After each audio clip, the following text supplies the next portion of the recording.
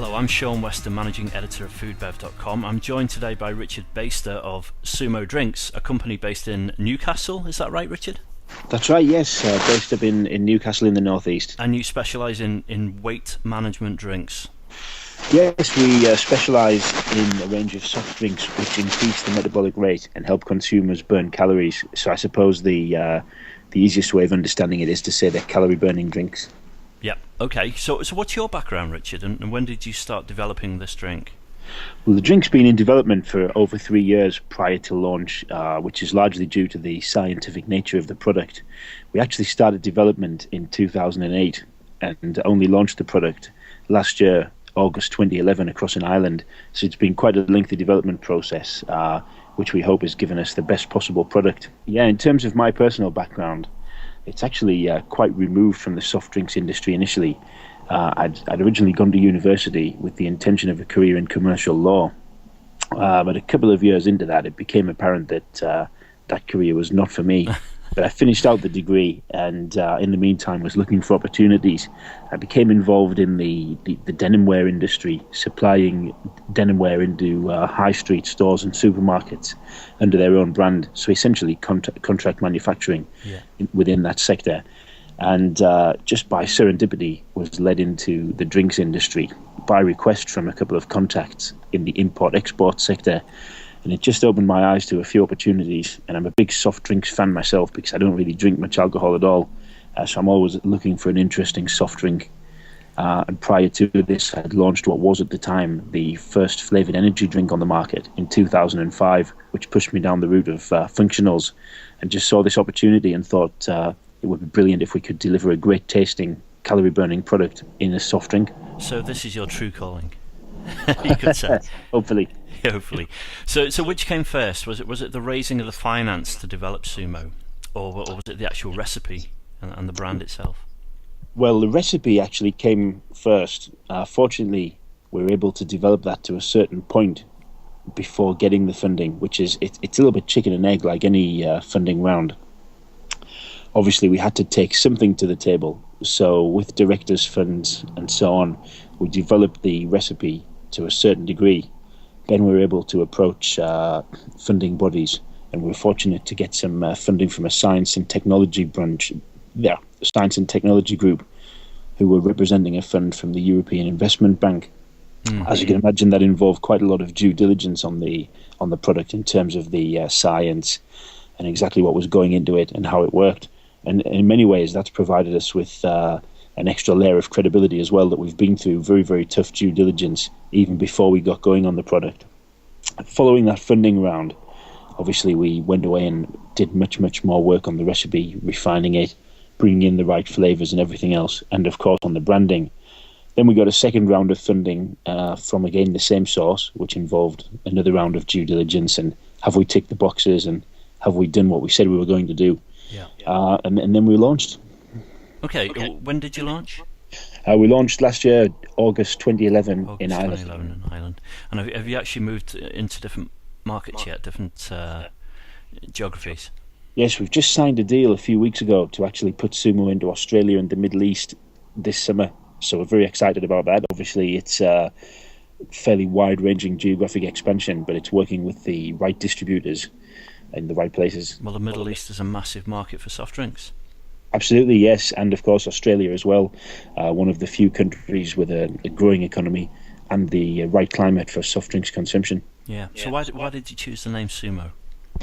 Well, it's an interesting one because this type of product, we were very conscious not to name it in too much of a scientific or pharmaceutical fashion. So that was the first thing. We wanted to steer away from that and more into the territory of fun, because we aren't just a functional product. We're a soft drink with a function. Mm-hmm. We don't just want to be taken as a medicine or something you've got to grin and bear for the functionality. Obviously, you don't get repeat custom that way, and it wouldn't be a product that we would be proud of. So there's a little bit of fun behind it. Yeah, it's fun. There's a little bit of a nod there as well to the fact that a lot of our natural functional ingredients are originating from the Far East. Things like the ginger root, the EG, CG, and a couple of other things in there. They're Far Eastern in their origin, so that's a little bit of a nod. And of course, there's a bit of comic irony in the fact that essentially a large fat wrestler being the brand name of a calorie-burning drink, so it creates a bit of controversy and a talking point. I've also seen Sumo described as being a little bit of a negative calorie drink, but that's not quite what people might assume. What does this mean, negative calorie drink? Well, yeah, negative calorie drink essentially means that, as I explained earlier, if you drink the product, it contains a lot of functional ingredients which increase the body's metabolic rate and cause you to burn calories. At the same time, the drink's actually very, very low in calories. It's just flavored with natural fruit flavorings. It doesn't contain any sugar or anything like that. So they're only about 2.5 calories per can. How does it raise your metabolic rate then? Well, combining the low calorie effect with the metabolic boost, you then get a net negative calorie value overall. And the way it raises the metabolic rate is that it simply contains natural stimulants. Obviously, your metabolic rate varies throughout the day wildly anyway. For example, it spikes after exercise, it spikes after food consumption, and at the same time, it can slump greatly if you're sat perhaps at an office desk, as many of us may be, for a few hours. I know that feeling. Yeah. Yeah. Well, your metabolic rate could slow right down during those times. So it's just about using the right natural ingredients to keep it working at a higher level for longer. Richard, can you tell me what's actually inside the drink? Yeah, we've got quite a lot of natural functional ingredients in there, which are the important parts that make it tick. We use EGCG at a very high percentage, which is an extract of green tea. We use ginger root extract. We use a lot of vitamin complexes. We use a small amount of caffeine. We use some guarana extract. So there are a lot of different functionals in there. Particularly the vitamins take more of a role than many people might realize. And there's a lot of conversation at the moment about the EFSA positive claims regulations. Yeah. We're delighted that 5 of our ingredients are included there as having a metabolic stimulus effect, which of course leads to calorie burn. So although there may be some skepticism about this particular sector of the functional drinks market, which is no doubt an emerging one, and I suppose there is always some skepticism with any emerging sector, the evidence is very much there. And as I mentioned earlier, we've undertaken some severe due diligence from the people at the European Investment Bank, and we've come out the other side with things as they should be. So we believe that the product does work very, very well indeed, and all indications from the EFSA and from the due diligence are exactly that. Well, these are very natural ingredients, aren't they? So these naturally boost your metabolic rate. That's exactly right. That's a very important point that you've raised there, because they naturally do this. So it's not that we're putting a drug into someone or anything artificial. All we're doing is supplying an optimum recipe containing these natural ingredients, which most people probably wouldn't intake during the course of their daily diet. So we're just trying to get them in there at the right dosages and in the right blend to provide this function. It's not a medical issue. It's not a pharmaceutical issue. It's simply food science that we're presenting the right ingredients at the right time.